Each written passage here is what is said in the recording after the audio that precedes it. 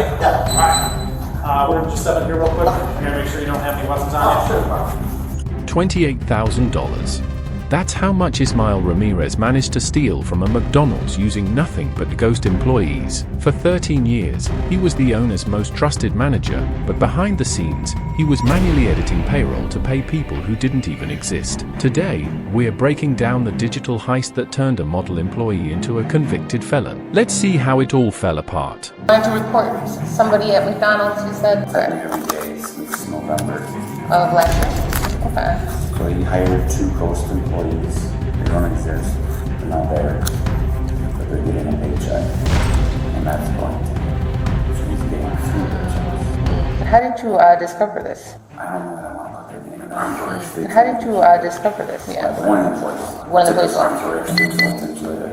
Yeah. Every time you do One of the take police a into a time clock, it needs to be, every time you do like a change on the manager, on time clock, it needs to be approved by any editor. So there's two employees that he hired. One is going, I don't even know if they're edited, so there's 2 different address or social.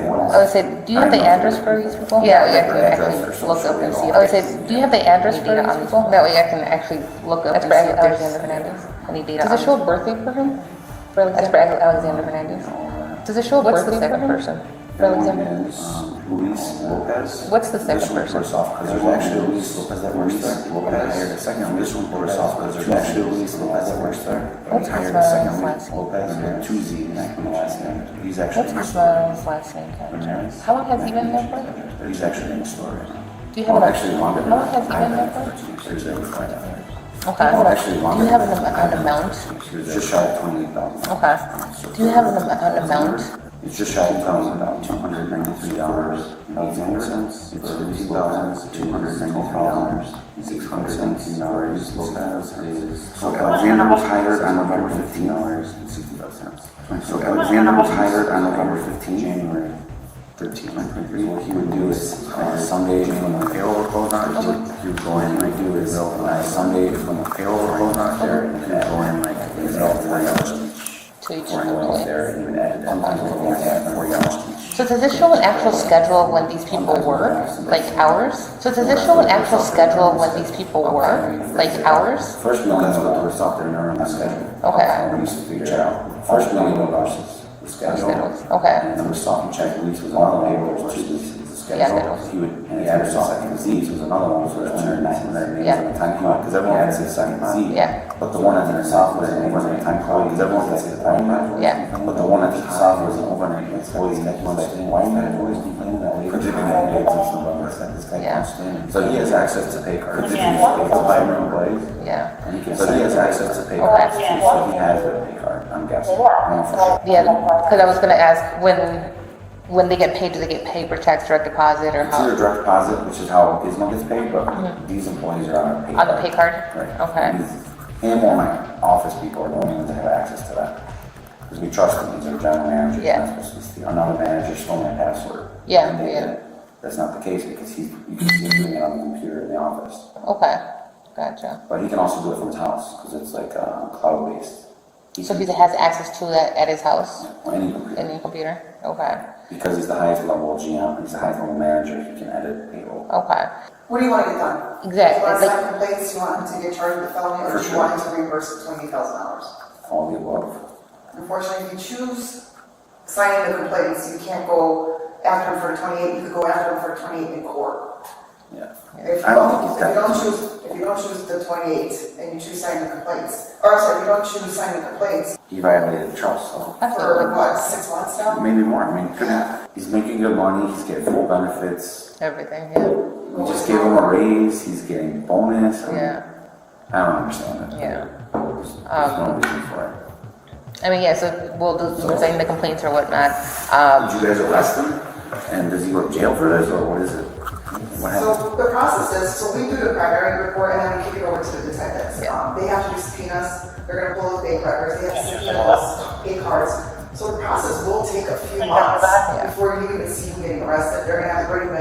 If he lies or denies, then you and the detectives have To truly understand how Ismail Ramirez managed to siphon off nearly $28,000, we have to look at the ghost employee technique, a classic but devastatingly effective form of payroll fraud. As the general manager, Ismail held the highest level of administrative access.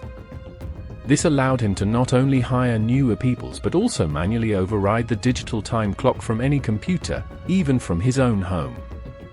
He created 2 fake profiles, Alexander Hernandez and a second, Luis Lopez, adding an extra Z to the name to hide it in plain sight next to a real employee. The psychological betrayal here is what makes this case stand out. The owner, Mr. John, reveals that Ismail had been with the company for over 13 years, longer than some of the most senior staff.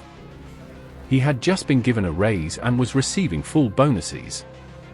This isn't just a crime of necessity, it's a crime of calculated greed. Ismail leveraged the absolute trust he had built over a decade to systematically bleed the business dry.